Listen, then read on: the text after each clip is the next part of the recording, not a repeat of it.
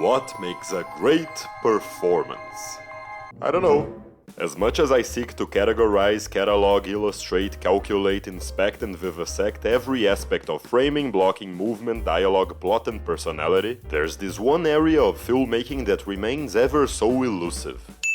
Try as I might, I can't think of the analysis of a performance as something that is not, and I dread the word, subjective.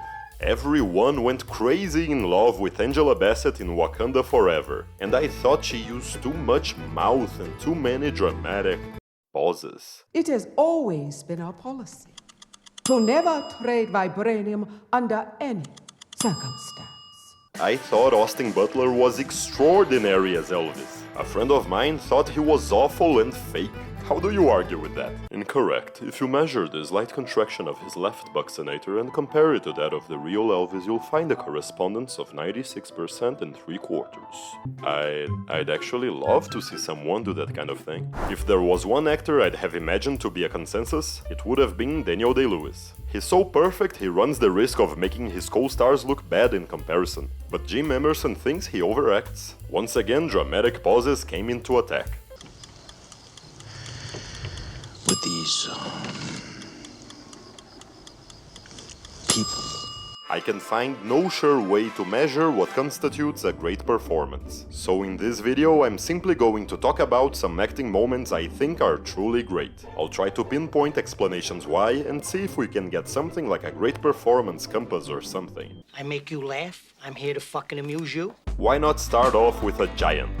James Dean in Giant. In this scene here, he gives a powerhouse of a performance I'll always hold as the perfect example of something only an acting genius can do. Context: James Dean's character Jet has just inherited a small patch of land from Rock Hudson's dead sister. Now Hudson and his partners want to buy that land back from Jet for twice its value. But no matter how much they offer, Jet has no intention of selling. He'd rather keep a worthless burden just to spite them. He'll find oil there later on, but he doesn't know that yet. In a single shot that goes on a little over 3 minutes, James Dean barely says a word and still acts everyone under the table.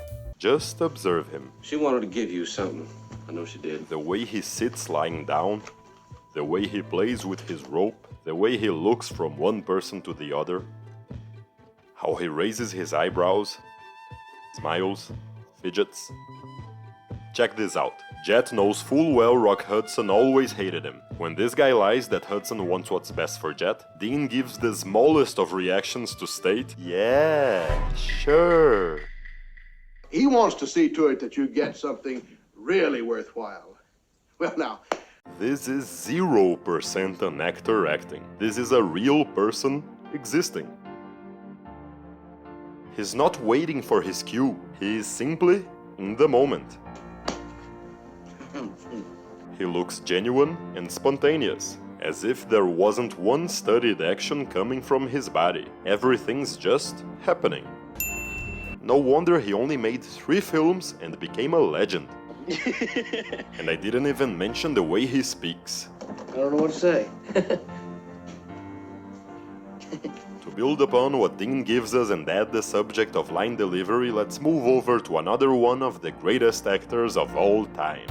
She got a great ass! Al Pacino gets some fire for his high-energy persona. And you got your head all the way up it! But when it fits the role as well as it did in Glengarry Glen Ross, you got yourself a performance for the ages. Fuck you, you owe me the car. See? Because this is how we keep score, booby. You told me close thus and so you get the car. I got it. Every time I watch this film, I get fascinated by how much personality he infuses into every gesture and every word. You were saying? Not every line, every single word. Your pal closes, all that comes out of your mouth is bile. Ooh, how fucked up you are. The scene in particular where he verbally vaporizes Kevin Spacey for giving him bad sales leads. Ravadam Patel? How am I gonna make a living on these deadbeats? Where'd you get this from, a morgue? This is my ideal of an actor doing everything right. I'm busting my balls, sell your dirt to deadbeats. Money in the mattress. I come back, you can't even keep the contract safe. I gotta go out and fuck this shit. Some words get emphasis, some are swept under the rug. And the god Vishnu too into the bargain. Fuck you, John. Notice how his new sentence runs over into the bargain. And the god Vishnu too into the bargain. Fuck you, John. Like a real human talking, he doesn't seem to be speaking a memorized text. He's just making it up on the fly. And the fact he's following David Mamet's masterpiece to the letter only makes it better. Fucking Shiva handed this guy $1 million, told him sign the deal. He wouldn't sign. The inflection he puts in sign the deal. Sign the deal. He's got so much personality he can rub some off on Shiva. Fucking Shiva handed this guy $1 million, told him sign the deal. He wouldn't sign. Like Dean, everything he does with his body language seems to come instant by instant. You cannot separate his actions from his words. I gotta argue with you. The defeated dropping of his hands is inseparable from I gotta argue with you. I gotta argue with you.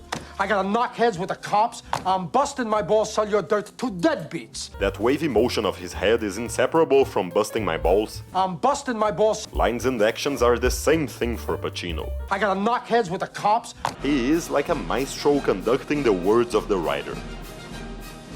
Where'd you get this from, a morgue? Would you get this from a morgue? Where'd you get this from, a morgue? I love this guy. And my favorite detail in this beautiful rant is the journey these leads make in his hands. Really, you gotta see it to believe it.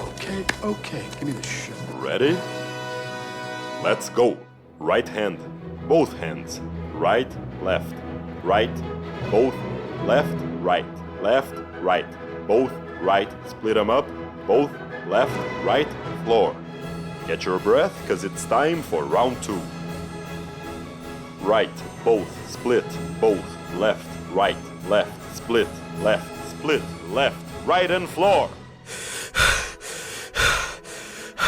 I wonder if he's thinking it or if every take had its own paper choreography. Ooh. That's not only entertaining to watch, it's hard to do. Seriously, pick up a couple cards and speak anything while you consciously gesticulate and play around with them. Don't forget to move your head and torso, your eyes and face. Did you ever notice that tongue thing? Fuck you, John.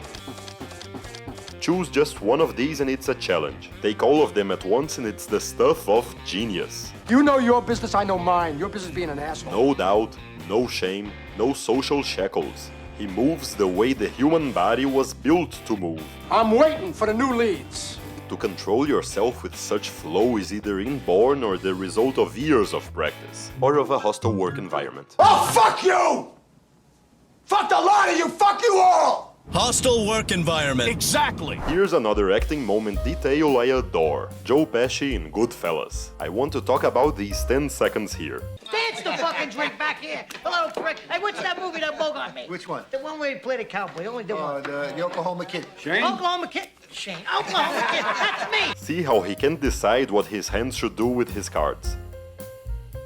Then he prefers to use it to ask a question.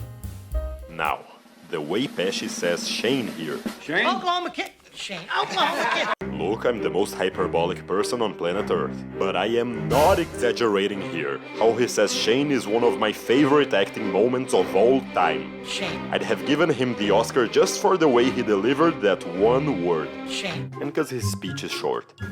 Oh, it's my privilege, thank you.